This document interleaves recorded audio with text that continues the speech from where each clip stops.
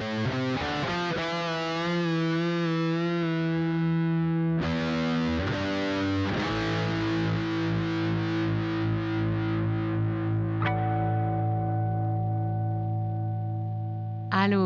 bienvenue à Crime de Bin, votre podcast de true crime québécois et canadien. Préféré! Mon Ici, Dieu, excusez. ouais, c'est fort. Excusez, je suis excitée. Mais elle est excitée. Oui. Ici, Hélène et Mélanie. Oui, excitée. Tabarnouche, c'est quoi mon problème aujourd'hui? On va l'avoir. On va l'avoir. Petite annonce aujourd'hui concernant notre livre, parce Oui. qu'on a écrit un livre pour ceux qui ont manqué le dernier épisode. Oui. On a écrit ça, un livre, et on a annoncé qu'il sortait le 15-16 octobre, genre. 16 octobre, ouais. Finalement, 29. Oui, 29 octobre. 29 octobre en librairie, mais Oui. vous pouvez déjà le précommander. On a mis le lien sur notre site web et sur Instagram. Tu me regardes parce que tu sais pas. Parce que c'est toi qui l'as fait. Je te l'ai dit tantôt, tu m'écoutais pas. Mais... J'ai mis, oui, sur notre site web, il y a un pop-up et tout, vous pouvez aller cliquer. Sinon, je l'ai mis dans notre lien en bio sur Instagram et je l'ai déjà publié en story hier, je sais pas si tu as vu, Hélène. Oui. Et on a déjà reçu plein de gens de screenshots qui nous ont dit « Je l'ai commandé déjà! » Puis, allez le précommander si vous voulez. Ben, l'éditrice, elle nous a dit que c'était full bon, la prévente. C'était comme important dans les... Ouais, si vous voulez nous encourager. Ouais. Puis aussi, tu sais, on n'est pas ultra famous, fait que, tu sais, notre livre ne sera pas dans absolument toutes les librairies du Québec. Donc, vous pouvez juste le précommander puis le faire livrer à la librairie la plus proche de chez vous. Ouais. Puis ça coûte 0$. Voilà. Le livre coûte de l'argent, mais notre livre coûte 0$. Fait que oui, c'est ça. Donc, sinon, le sortie officielle 29 octobre. Oui! 2025. Bien énervée de ça. Vraiment. J'ai tellement hâte de l'avoir dans mes mains. Ah, ça va être fou. Ça fait 1 an qu'on travaille là-dessus. Oui. Ça fait depuis juin 2024. Ouais. On a signé notre contrat en juin 2024. Mm. Fait que, tu sais, quand on vous disait on travaille sur un projet spécial, c'est ça. C'est ça. On n'avait pas le droit de vous en parler. Non. Aussi, je voulais dire allô à mes amis Emmanuel et Romain qui nous écoutent tout le temps, puis qu'ils sont full fins, puis ils sont full fans, puis ils me parlent tout le temps de mon podcast, puis ils m'encouragent tout le temps. Puis je leur avais jamais fait un petit shout-out pour leur dire bonjour. Oh, Fait que ben je vous aime. que je connais, moi aussi. Oui, tu les connais. Oui. Allô? Et aussi, on a un crime de potin ce matin, Hélène. Oui. Mélina nous écrit concernant l'épisode que j'ai fait sur le verglas en 94. Je te lis, c'est quand même drôle. Elle dit « Allô les filles, OK, t'as peu... » Ah ben, non, c'est gentil. Elle dit « J'ai commencé à vous écouter il y a 2 semaines et je suis déjà à l'épisode 94. » La définition de bin listening. Petit fun fact / crime de potin sur votre épisode du verglas 98. J'ai dit 94, sorry. Ma mère était enceinte de moi lors du verglas. Ils sont allés habiter chez mon oncle qui avait un foyer en bois. Tout s'est bien déroulé pour nous. Je suis née le 23 janvier. L'histoire la plus comique de tout ça, c'est que la tempête a presque fait que je m'appelle Storm. Oui, Storm. Mon père voulait absolument que ce soit mon nom puisque je suis un bébé verglas. Merci à ma mère qui m'a sauvée de me faire nommer Storm et d'avoir une carrière en striptease assurée. Je veux dire, une Québécoise dans ce temps-là qui s'appelle Storm, tu es doomed de faire ça de ta vie. Rien contre la carrière, mais quand même comique comme histoire. C'est un running gag dans ma famille et mon père défend toujours que son thé était bonne. Ouais. C'est très drôle. Merci à sa mère de l'avoir nommée Mélina, finalement. Ben maintenant, avec les noms sont quand même plus spéciaux maintenant. Peut-être qu'en 98, c'était weird, mais... Mais au Québec, en plus, c'est quand même en anglais, puis tu sais... Ouais. C'est vrai que mais ça... aussi, tu t'es pas au courant, là, mais il y a une des filles Kardashian qui, sa fille, elle s'appelle Stormy. Ah, ouais, Stormy. Elle n'avait Ben, pas... comme, c'est pas Stormy Daniels, là, qui avait couché avec Trump? C'est son nom, Stormy. Damn. C'est ça, son nom? Ouais, c'est ça, Stormy Daniels. Bon, tu vois, il y en a plusieurs maintenant. Je pense dans les X-Men, il y en avait une que c'était Storm. Ouais. Mais c'est pas Storm. C'est un nom de super-héros, là. Ouais, c'est ça. C'est ça. Au Québec. Je préfère Mélina. Ouais, Mélina, c'est un très beau nom aussi. Bon, qu'est-ce que tu nous racontes, Hélène, aujourd'hui? Aujourd'hui, je te raconte... Ben, je l'ai surnommé L'Appel. OK, c'est tout. Ben, c'est le meurtre de Amber Tucker. Donc, je me lance. Vas-y. Les sources. Donc, des articles de CBC, APTN News. Et aussi, il y a un très bon podcast, je vous le recommande fortement. Ça s'appelle In Her Defense, 50th Street, de la journaliste Jana J. Pruden, qui a fait comme, c'est plus journalisme d'enquête, là, c'est genre 6 épisodes, puis elle va comme voir la famille, nanana, c'est vraiment OK. très, très, très intéressant, très touchant. Et il y a aussi Canadian True Crime, qu'elle a comme fait un épisode là-dessus, mais en fait, son épisode, c'est genre une entrevue avec Jana J. Pruden sur son podcast. OK. Et c'est un spécial autochtone parce que l'épisode va sortir le 29 septembre, puis le 30 septembre, c'est la journée de vérité et réconciliation avec les peuples autochtones. Alors, je te parle de Viviane, tout d'abord. D'accord. Viviane Tuckero, a.k.a. Tootsie. Là, au début, quand je lisais les articles, j'étais toute mêlée parce que des fois, il l'appelait Viviane, puis des fois, il l'appelait Tootsie, puis j'étais comme, c'est quoi son nom, pour vrai? Mm-hmm. Puis là, en écoutant le podcast de In Her Defense, elle passe Tootsie en entrevue, puis c'est son surnom, dans le fond. Fait qu'elle préfère se faire appeler Tootsie. OK. C'est très cute. Mais son vrai nom, c'est Viviane. Viviane, OK. ouais. Donc, Viviane est une femme crie de la communauté de Fort Chipewyan, ça, c'est, j'ai regardé c'est où sur Google Maps, là, c'est au nord de l'Alberta, là, mais comme au nord-nord-nord, là, genre, c'est pas si loin du territoire du Nord-Ouest. OK. Puis j'essaie de regarder, mettons, qu'est-ce qui est autant au nord au Québec, puis c'est genre Kuujjuaq, là. Oula! Ouais. OK. C'est loin. On est haut. Fafrette. Fait froid, ouais. Donc, Tootsie et son mari ont 4 garçons qu'ils aiment beaucoup. Mais Viviane, elle a toujours voulu une fille. Puis là, la chance lui sourit en 1990, quand un neveu de son mari les contacte pour leur dire qu'il y a une petite fille, mais qui cherche quelqu'un pour l'adopter. OK. Parce qu'ils ne sont pas capables de s'en occuper. Tootsie et son mari se rendent à l'hôpital et tombent en amour avec le petit bébé qui deviendra leur fille, Amber. Ils la ramènent à la maison dès qu'ils peuvent et l'élèvent comme leur propre fille. La première année, Tootsie est comme vraiment stressée que la mère biologique change d'avis. Il y a comme un buffer avant que l'adoption légale. Ah ouais. OK. Que la mère peut comme décider de reprendre son droit. Ouch. Ouais. Puis après 1 an, la mère vient les visiter, là, Tootsie est toute stressée. Mais finalement, elle voulait juste voir où sa fille vivait, comme être sûre qu'elle était bien. Puis elle a juste remercié Tootsie de s'en occuper. Puis... Oh. Parce que tu l'as quand même porté dans ton ventre. Tu as un ouais, certain quand même. attachement. C'est ça. Puis peut-être qu'au moment où t'as accouché, t'étais pas en état de t'en occuper, mais peut-être que plus tard, finalement, t'es en état. Puis là, ouais. T'sais. Délicat. Mais... ouais, vraiment. Donc voilà, Amber grandit avec ses 4 frères et ses parents. Après quelques années, Tootsie et son mari se séparent. Tootsie a fini par aller vivre à Fort McMurray, qui est plus au sud, mais quand même vraiment au nord, en Alberta. Puis Amber, elle se cherche dans tout ça, puis adolescente, en pleine crise d'adolescence, elle quitte finalement... en fait, elle quitte la maison de son père à 15 ans. Elle est un peu par-ci, par-là. Et elle finit éventuellement par tomber enceinte à genre 18-19 ans. Et puis, elle s'en va vivre avec sa mère à Fort McMurray pour qu'elle aide avec son petit garçon, Jacob. OK. Puis, elle n'est pas restée longtemps avec le père, là, je pense. À la naissance, ils étaient encore ensemble, mais rapidement, ils se sont séparés. Fast forward à l'été 2010. Amber a alors 20 ans. Mais d'ailleurs, elle a comme exactement notre âge, Amber. Mm-hmm. Genre ouais. 90. 90. Fait que, donc, elle a alors 20 ans et son fils Jacob a 14 mois. Ce qui est exactement l'âge de Pierrot en ce moment. Elle avait passé un peu de temps dans un refuge pour femmes parce qu'elle espérait qu'il l'aide à trouver un logement pour elle et son fils. Je pense qu'elle voulait plus habiter avec sa mère à 20 ans, quand même normal. Pendant son séjour, elle fait la rencontre d'une nouvelle amie du nom d'Évangéline.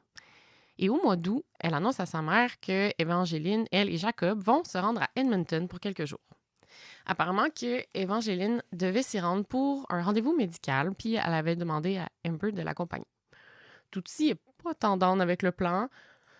Elle connaît pas Évangéline, c'est comme vraiment une nouvelle amie. Mais bon, écoute, que peut-elle faire? Ça fait 20 ans, elle fait ce qu'elle veut. Alors, le 18 août 2010, les 3 partent de Fort McMurray en avion pour se rendre à Edmonton.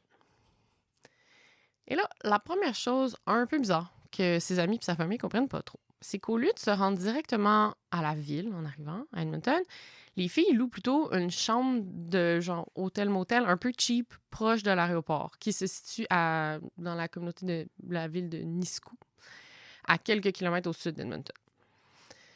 Pour sauver de l'argent, peut-être. Ça doit être vraiment pas cher, mais... En tout cas.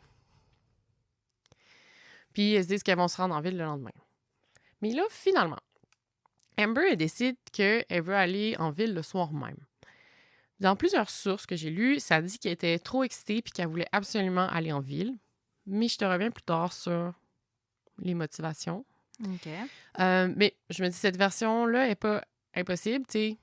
Je me dis que pour elle, Edmonton, c'est comme quelqu'un qui habite à Bécomo puis qui arrive à Québec ou à Montréal. Mm-hmm. Il est excité, c'est la grosse ville, elle a 20 ans, elle veut sortir. Elle veut visiter. T'sais, moi, à 20 ans, je faisais le party à Berlin. Là, fait que, je comprends ça. Edmonton. Donc, elle laisse Jacob avec Evangeline puis elle décide de faire du pouce pour se rendre en ville. Donc, entre 19h30 et 20h30, elle embarque dans un véhicule avec un homme. Oh God.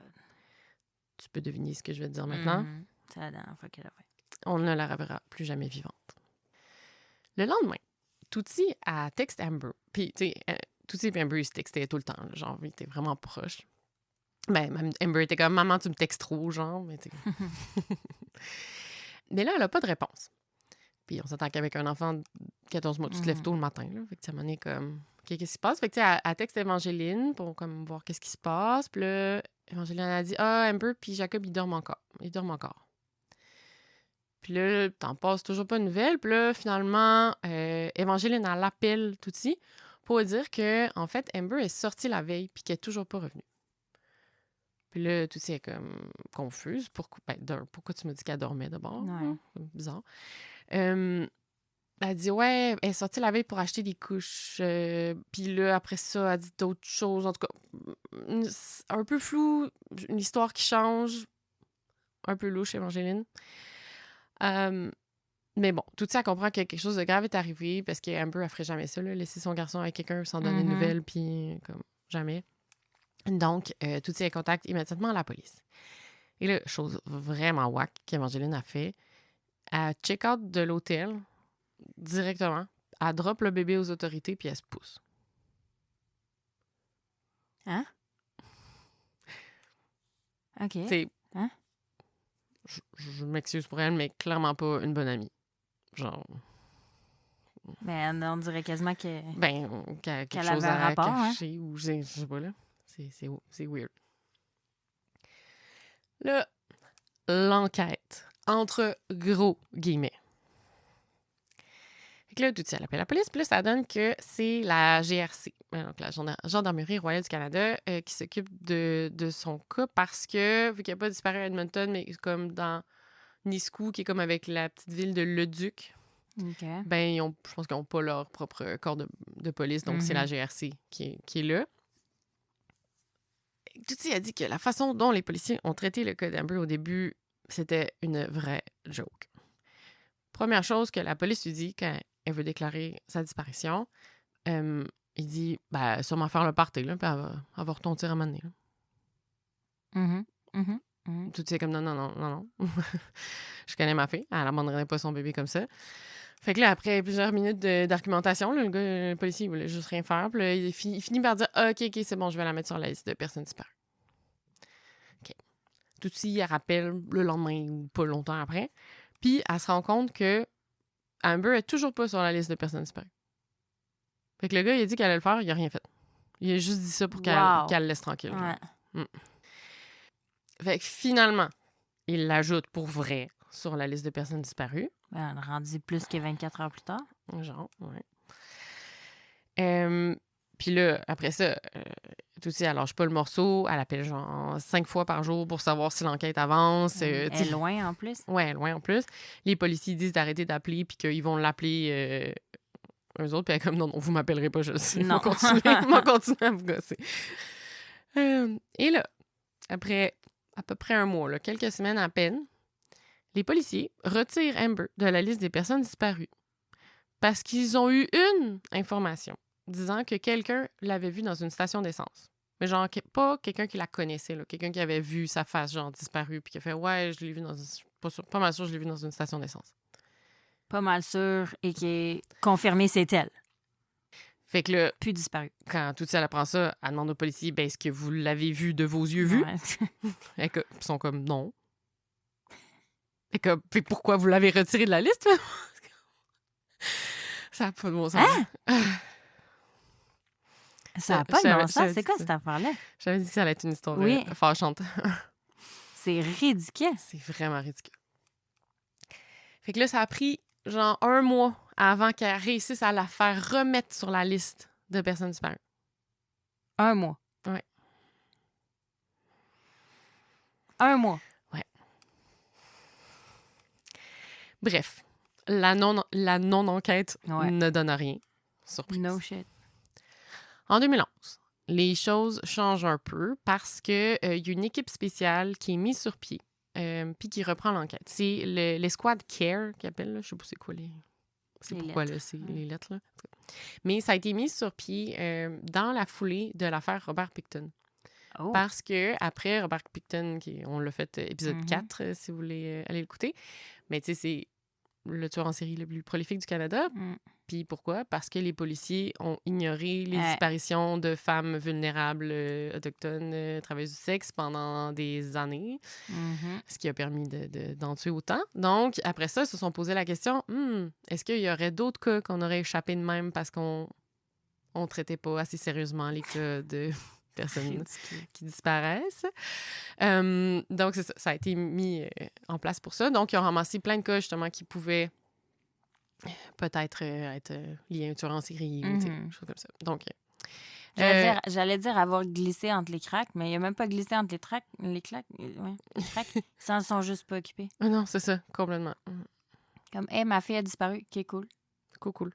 Bonne journée. Une autochtone de 20 ans est allée faire le party. Ouais. Bon, pas plus de questions que ça. Donc, à partir de ce moment-là, on peut dire qu'il y a une vraie enquête qui commence. Mais, tu sais, malheureusement, on s'entend que dans une enquête, les premiers 24 heures, 48 heures, c'est les plus importants pour retrouver 100%. L'information. Puis tout ça, ils pourront jamais le rattraper. La job qui n'a pas été faite. Je te reparle des erreurs plus tard. Des erreurs? Ben, ils n'ont même pas des erreurs, de tout ce qui n'a pas été fait. Ouais, c'est ça.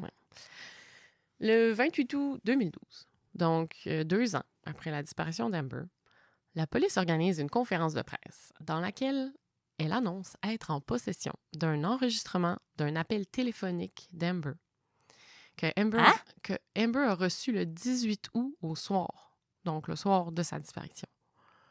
Les policiers sont ultra secrets sur la nature de l'appel, comment ils l'ont eu, etc. Mais bon, il explique que dans cet enregistrement, on entend Amber en voiture avec un homme. L'appel dure environ 15 minutes. Mais les policiers ont fait un condensé de comme 60 secondes où tu entends Amber puis l'homme qui se parlent. Et c'est cet extrait-là de 60 secondes qu'ils vont diffuser pendant la conférence de presse. Et ils demandent l'aide du public pour identifier l'homme. Si quelqu'un peut reconnaître la voix. Parce que c'est fort probablement la dernière personne à l'avoir vue vivante. Ouais. Donc, je te lis la transcription et la traduction de l'appel. Et si vous voulez l'entendre, l'appel, honnêtement, ça vaut la peine. Je vais mettre un lien YouTube dans les commentaires de l'épisode. Vous irez l'écouter un lien YouTube, puis il y a les sous-titres parce que c'est pas toujours clair, là, qu'est-ce qu'ils disent. Et c'est vraiment à glacer le sang parce qu'on sait que c'est le tueur qui parle. Oh my God. OK. Je te lis ça. Amber. Où est-ce qu'on est? On est juste au sud de Beaumont. Au nord de Beaumont. Amber. Yo, où est-ce qu'on s'en va? Juste, c'est des routes secondaires. Amber. Est-ce que tu me fucking niaises? Non, je te niaise pas. Amber. T'es mieux de pas m'amener à quelque part que je veux pas aller. Je veux aller en ville, OK? Yo, on s'en va pas en ville, là. Oui, Amber. Non, on s'en va pas en ville. Où c'est que ces fucking routes-là nous mènent? À la 50e rue. Amber, la 50e rue? T'es sûr?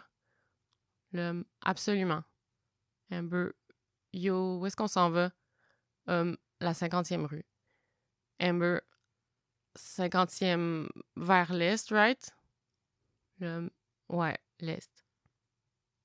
Puis à la fin de l'enregistrement, c'est comme vraiment pas clair. Puis là, Amber, elle demande sur quoi il roule en ce moment. Puis l'homme, il répond juste « gravel », de la gravelle. Puis après ça coupe. J'ai des frissons. J'ai envie de pleurer. C'est comme la première fois que je le lis à haute voix. Si je l'avais comme transcrit, genre, mais... C'est capoté parce que c'est genre les derniers moments That's it. de Amber Tucker, puis on les entend. Puis plus ça avance, plus tu vois qu'elle t'inquiète. Puis au début, je dis genre, yo, non, puis tu sais, où est-ce qu'on va? Puis là, à la fin, je dis genre, la 50e, t'es sûr? Puis là, genre, elle catch, qu'est-ce qui se passe là? C'est sûr, là. Oh my God. Parce que dans le fond, tu sais, l'aéroport, il est au sud d'Edmonton. Fait que, tu sais, pour aller en ville, il fallait qu'il y ait genre une route, là, tu sais, il fallait qu'il conduise vers le nord. Mais, tu sais, clairement, elle s'est rendu compte qu'il allait vers le sud puis qu'il allait pas pantoute vers la ville, là. Mais comment ils ont cet appel-là? C'est elle qui l'a... OK. Je vais trop vite. Ouais, je t'explique ça. OK. OK. Oui, c'était genre ma prochaine phrase. Genre, et là, tu te demandes sûrement comment ils ont eu cet appel-là. 100%. Pourquoi il est enregistré? Tu sais, c'est pas tous les appels qui sont enregistrés. Ben, c'est dans les médias, genre dans les articles de journaux, ça le mentionnait pas. C'était comme full mystérieux parce que la police l'avait comme pas dit. Mais là, dans le balado In Her Defense, la journaliste Janet J. Pruden est comme, moi, je veux comprendre c'est quoi ça. Fait qu'elle fouille et elle découvre que c'est un appel entre le frère biologique d'Amber et Amber. Fait que son frère biologique, tu sais, qu'elle a pas grandi avec, dans le fond. Parce que lui, il se trouvait en prison à ce moment-là. Puis les appels de prison sont tous enregistrés automatiquement. Puis ils sont qu'elle genre... a été assez smart pour l'appeler? Ah non, mais ça marche pas. Parce non, que je pense faut que que tu fasses... c'est lui qui l'a appelé. OK. Fait qu'il y a comme tout un bout de l'appel qu'on n'entend pas, que les policiers n'ont pas rendu public, puis que c'est elle et son frère qui discutent. OK. Puis, c'est weird. J'ai vraiment une question. ouais, Comme il l'a appelé, puis là, elle a parlé au téléphone dans l'auto avec le monsieur. Puis avec le monsieur à côté. Puis à un moment, elle a comme fait semblant de raccrocher, puis elle a pas raccroché, ou... Mm. On entend-tu le frère parler? Ça, c'est pas clair weird. si... Ouais, Manel a fait semblant de raccrocher, mais qu'elle l'a laissé ouvert. Ou si... Ça, j'ai pas tous les détails, justement. L'appel de 15 minutes, c'est long. Ouais. Janet J. Pruden, elle voulu l'entendre, l'enregistrement. Elle a demandé à la police, mais les policiers ont refusé. Mais quand même, pour des bonnes raisons. C'est une conversation privée entre Amber et son frère. Et deux, il préserve aussi comme holdback evidence. Fait que parce que les seules 3 personnes qui savent qu'est-ce qui s'est dit sur cet appel-là, c'est Amber, son frère, puis le meurtrier. Fait que si quelqu'un vient confesser le meurtre, puis ils peuvent lui poser des questions précises sur l'appel, s'il n'y a pas les bonnes réponses, ça c'est pas lui, tu sais. Fait que je comprends. Mais là, comme la journaliste, elle était comme nous, là, genre, elle posait plein de questions. Puis il y a comme une information de plus qu'on a... Ben, quelques informations de plus, là, elle parle avec un enquêteur sur le dossier, puis il dit... en fait, elle dit, est-ce que c'est vrai qu'à un moment donné, il demande son nom, puis il répond. Puis ça, c'est vrai. Fait que dans l'enregistrement, dans la partie qu'on n'entend pas, Amber, elle demande le nom au conducteur. Puis il dit son nom. Puis il répond quelque chose. Est-ce que c'est la vérité? Je sais pas.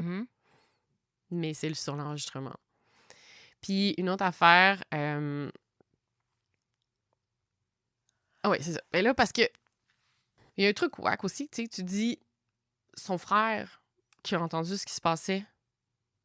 Pourquoi... Ça, il a pris 2 ans avant de... Pourquoi il n'a rien fait? Ouais. Pourquoi il n'a pas essayé de rappeler? Pourquoi il n'a pas appelé la police? Il est en prison. Ouais, mais il aurait pu faire, tu sais, genre... Signaler, faire quelque chose, tu sais. Pourquoi il n'a rien fait? Ça, c'est pas clair. Puis, une autre information qu'on apprend, c'est que son frère il était un peu sketch parce qu'il était en prison. Il faisait entre autres de la fraude de carte de crédit à ce moment-là. Je sais pas si c'est pour ceux qui étaient en prison ou si c'était pour d'autres choses, mais en fait, c'est avec des fausses cartes de crédit que Amber et Evangeline ont acheté leur billet d'avion pour aller à Edmonton. Fait que là, je me dis, tu sais, peut-être qu'il parlait de trucs un peu illégaux aussi sur l'appel. Fait que ça expliquerait le fait de pourquoi il en a pas parlé? Aussi, tu sais, s'il veut comme pas trop se mettre dans la merde. Ouais, mais là... Puis l'enquêteur, ce qu'il dit, il dit ça parle... Dans l'appel, je peux vous confirmer qu'il n'est pas question de drogue ni de prostitution. Comme Amber était pas là-dedans du tout. C'est pas ça. Bon, au moins, on va écarter ça. Ouais. Mais tu sais... Fait que, tu sais, une des hypothèses, c'est est-ce que Amber et Evangeline se sont rendus à Edmonton pour rendre un service un peu louche à son frère? Tu sais, ça se pourrait vraiment. Ça aurait été pour ça qu'elle aurait dû aller en ville puis qu'Evangeline se serait poussée. Ouais, c'est ça. Ça pourrait expliquer. Mais pourquoi ils ont amené le petit gars? Ben, c'était son bébé, puis il fallait qu'elle s'en occupe. Là. Mais sa mère était là. Ouais, elle aurait pu le laisser à sa mère. Surtout pour faire quelque chose, une job de mère. En tout cas, je sais pas si cette partie-là de l'histoire est vraie ou pas. C'est vraiment juste des hypothèses. Là. On a malheureusement pas la réponse. Là. Ça reste une victime. Là. Oui. OK. Fait que ça, c'était... Ils ont sorti ça le 28 août 2012. Le 1er septembre 2012. 4 jours après. Une gang de jeunes qui faisaient de la randonnée à cheval retrouve des restes humains dans un endroit rural de Leduc, à 35 km au sud d'Edmonton. Et c'est confirmé grâce à l'identification dentaire que c'est Amber Tuckero. Pire hasard. What? 4 jours après 4 jours plus tard. qu'ils sortent l'appel. Wow. C'est fou, pareil. Ah, pauvre petit. Ouais. Pauvre Jacob. Oui, vraiment. Ah, puis je pense à elle qui est dans le char puis qui comprend ce qui se passe puis elle devait juste tellement penser à son petit garçon. Là. Ah, ça me fait tellement de la peine. Là. Genre, Pierrot, il a le même âge en ce moment. Je suis comme, ça me touche vraiment. OK. En 2013, la police lance une campagne pour mousser l'enquête et fait installer sur des babillards géants, genre la phrase « Avez-vous entendu cette voix? » En espérant que le public les aide à identifier la voix de l'homme qu'il y a dans l'appel. Il y a vraiment beaucoup, beaucoup, beaucoup de types qui sont rentrés par rapport à ça. Il y a genre, je sais pas combien, des centaines de milliers de personnes qui ont appelé pour dire « Je suis sûre que je reconnais la voix, c'est telle personne. » Si tu cherches le cas sur Internet, là, il y a comme 2 noms qui sortent. Il y a un Américain qui a clamé haut et fort sur les réseaux sociaux que c'était son père, qui était un tueur en série puis qui avait tué Amber. La police est allée vérifier. Ils ont parlé à l'homme, ils ont toutes fait toutes les vérifications. Puis aujourd'hui, ils peuvent dire que ce n'est pas un suspect dans l'affaire. Okay. Ils l'ont complètement éliminé. C'est là mon écart. Le monde veut de l'attention. Mon père, c'est un tueur en série, il est trop cool. Voyons. Il y a aussi un autre nom qui sort, c'est Thomas Svekla, qui est un homme d'Edmonton qui a été reconnu coupable du meurtre de Teresa Innes, mais qui est aussi le principal suspect sur plusieurs autres cas de femmes assassinées. Et donc, la police pense que c'est un tueur en série, mais ils n'ont pas réussi à le prouver comme sur les autres cas, juste sur un cas. On devrait vraiment faire un épisode sur lui, éventuellement. Ouais, c'est ça, j'allais dire. Mais il était en prison quand Amber a disparu. Donc, alibi. C'est pas lui. Puis, tu sais, au début, quand ils ont rendu l'enregistrement public, tu sais, ils pensaient, tu sais, beaucoup de monde pensait que ça allait comme résoudre le cas. C'est comme, on a sa voix, on va le pogner, tu sais. Mais au final, c'est vraiment, vraiment dur d'associer une voix, tu sais. Surtout, il est même pas directement dans le téléphone. On l'entend en arrière. Il est en auto, ça roule. Fait que, tu sais, en ce moment, la technologie est pas là pour reconnaître une voix comme ça. Puis en plus, même aujourd'hui, même s'il y avait le bon suspect, ça fait quand même 15 ans. Fait que sa voix, elle a changé.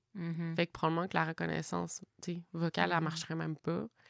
Mais il y a l'enquêteur qui l'interroge, il dit quelque chose d'intéressant. Il dit, peut-être que dans une couple d'années, la technologie va être assez avancée pour que la reconnaissance vocale soit genre fois 1000 ce qui est aujourd'hui.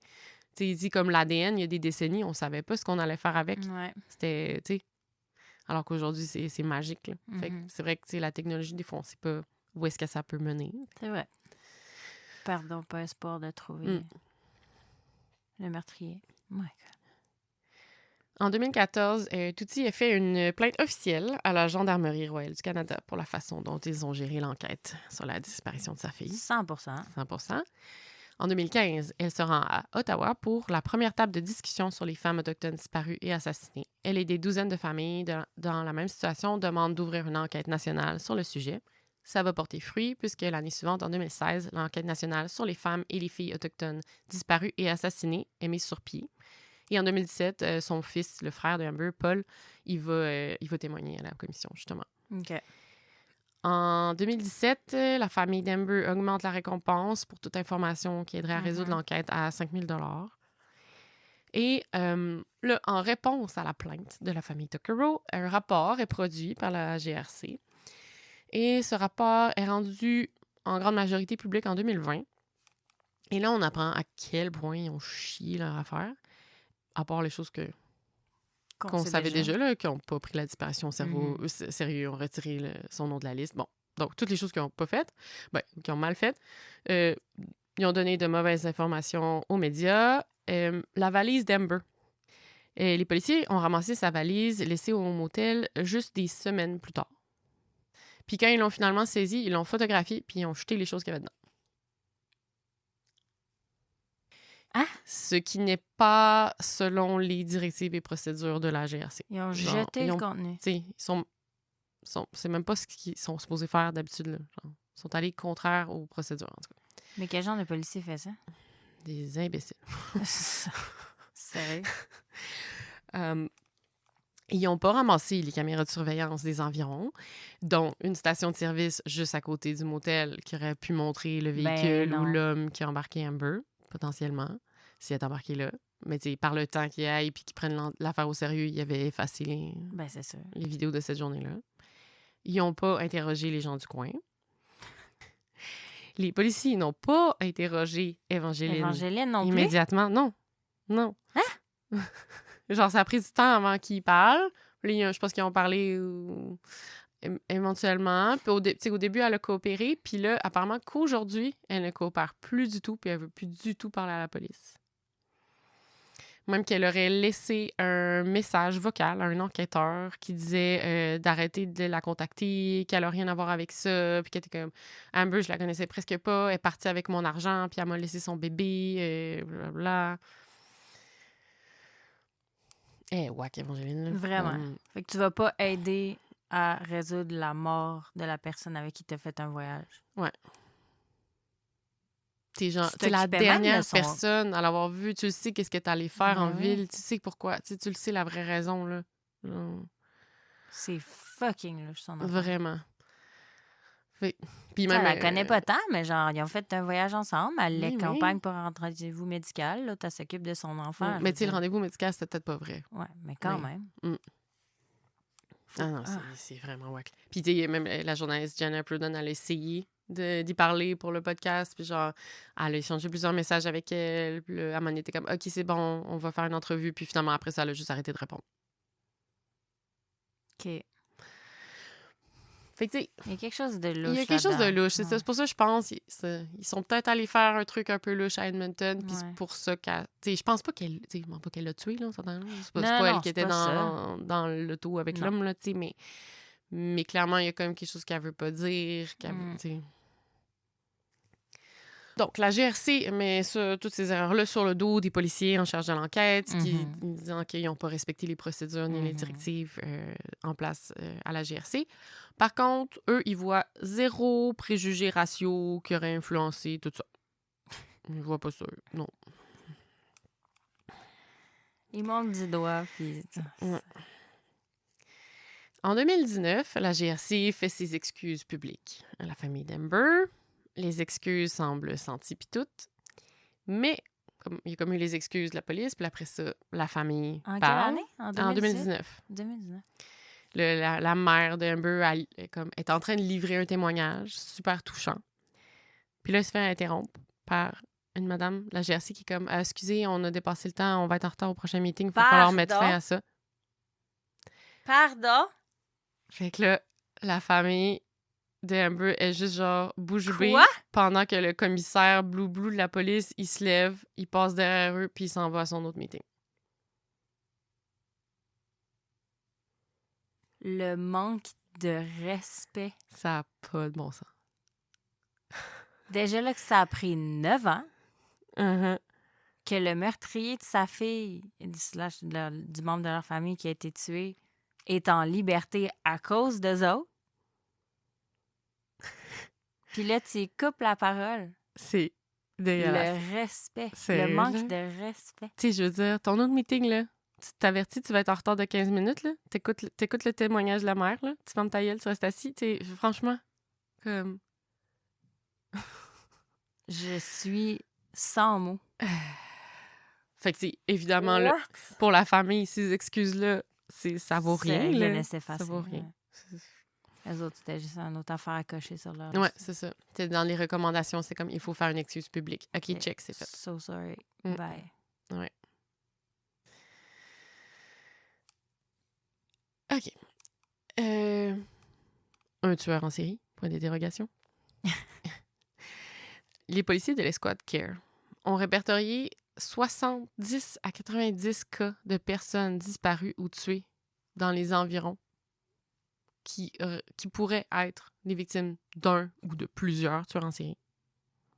Dans les mêmes années, genre? Ouais, dans Au les même endroit. sur quelques décennies, mettons, tu sais. Okay. Mais il y en a, mettons, il y a 3 cas vraiment, vraiment similaires à celui d'Amber. En fait, 4 même. Donc, en 2015, il y a le crâne de Dolores Browers qui avait été porté disparu en 2000. Ça a pris 15 ans avant de la retrouver, à l'âge de 33 ans. Puis la dernière fois qu'on l'avait vue, elle faisait du pouce. Et elle a été retrouvée à l'est de Leduc, près de Rowley View Road. Et ensuite, il y a le corps de Edna Bernard, 28 ans, qui a été retrouvée en 2002 dans un coin boisé près de la route Range Road 245, juste au nord de Rowley View Road. Puis elle avait été vue pour la dernière fois la veille. Cathy Ballantyne, 40 ans, elle avait été trouvée en 2003 dans un champ, encore à Leduc, dans le même coin. Fait que, tu sais, ces 3 femmes-là plus Amber, qu'est-ce qu'ils ont en commun? Ils ont été retrouvées dans le même 8 km². Wow. Elles étaient toutes autochtones. Elles faisaient tous du pouce. Puis, par exemple, une différence avec Amber, c'est que les 3 autres, ils étaient travailleuses du sexe. OK. Puis, il y aurait un 5e cas, que là, c'est une blanche, puis qu'elle était travailleuse du sexe. Et c'est Corey Ottenbright, portée disparue en 2004 et retrouvée en 2015 dans le même 8 km².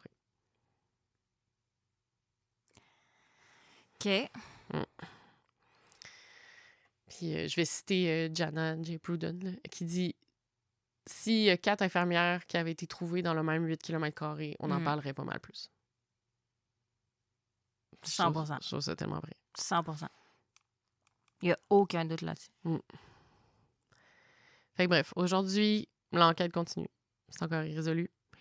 Et c'est Outil qui élève Jacob, qui a genre maintenant 16 ans, selon mes calculs. Il est né quand? Il est né... 99. Non, non, 2009. 2009, ouais. 16. Ouais, c'est ça. C'est pas Bravo. pire. Bravo. Donc, je souhaite vraiment à la famille de réussir à avoir des réponses. De l'affaire, puis d'avoir au moins une maudite conclusion. Mais oui, puis il y a clairement un tueur en série en liberté, là. Fait que... Arrêtez-le. Quelqu'un. Puis, tu sais, c'est fou à quel point le cas de Amber, on en parle aujourd'hui à cause de l'appel, à cause de cette trace qu'elle a laissée. Puis, tu sais, s'il n'y avait pas eu cet appel-là, je suis sûre que le cas d'Amber, on n'en aurait pas entendu parler. Non, comme, jamais. Comme tellement d'autres cas de femmes autochtones. Puis, tu sais, je veux en faire des cas autochtones parce que, justement, c'est beaucoup un nombre disproportionné de victimes qui sont autochtones. Mais c'est dur parce qu'il n'y a pas d'informations. Non. Et les médias n'en ont pas parlé, les policiers n'ont pas fait d'enquête. Fait que, tu sais, le peu d'informations qu'on a, c'est tout le temps super vague. Ouais. Où il y a, mettons, 2-3 sources qui se contredisent. C'est ça. Fait que comme là, l'appel téléphonique, tu sais, c'est super ambigu. Ouais. C'est super, tu sais. On a un appel, on ne sait pas d'où il vient, de comment, de qui. Ouais, une chose qu'il y avait le podcast de Jana J. Pruden qui donnait vraiment plus d'infos là-dessus, là. Sinon, c'est comme, c'est quoi cet enregistrement-là? Il sort d'où? What the fuck? T'sais. Ah, je veux tellement l'entendre. On va t'y l'écouter. Je te le ferai écouter après. Oui. Et vous irez l'écouter. Je vais aller mettre le lien en commentaire. Ouais. Et voilà. Toute une histoire, Hélène. C'était mon histoire. Donc, mettez votre linge orange le 30 septembre. Oui, c'est vrai. C'est la couleur de la journée de vérité et réconciliation. Voilà. Sur ce, passez une belle semaine. Et allez précommander notre livre. Puis si jamais il y en a qui sont au Festipod ce week-end, on va être là. On va être là. Samedi. On a bien hâte. Et aussi, c'est la fête à Hélène cette semaine. Oui, c'est vrai. C'est ma fête le 2 octobre. Fait qu'on va être en mode de célébration. Ouais. On a une gardienne pour le bébé. Okay. Pour les bébés. Non, mais moi, j'ai jamais ça, des gardiennes. Oui, c'est vrai. C'est très rare. Ouais, moi, j'ai mes beaux-parents. Nous, on a personne. Ouais. Fait que, on se voit samedi pour ceux qui ont réussi à acheter des billets. Sorry pour les autres. Puis, c'est ça, on va mettre le lien aussi de notre livre en pré-vente dans la description de l'épisode. C'est ça qu'on est censé faire en tant que personne qui font des choses intelligemment. Oui, OK. Fait qu'on vous aime beaucoup. Passez une belle semaine. Puis merci de nous encourager. Puis merci de nous suivre dans nos aventures. Et voilà. À la semaine prochaine. Bye. Bye. Pourquoi on finit toujours super aigu? Bye. Tabernacle. Crime de Bin est une idée originale de Mélanie Bouchard et Hélène Thompson. Mixage sonore et musique originale d'Anthony Castonguay-Hervé. Encouragez-nous, suivez nos aventures sur Instagram et sur Facebook. Et pour un épisode bonus par mois, abonnez-vous à notre Patreon. Merci Binku. Bye!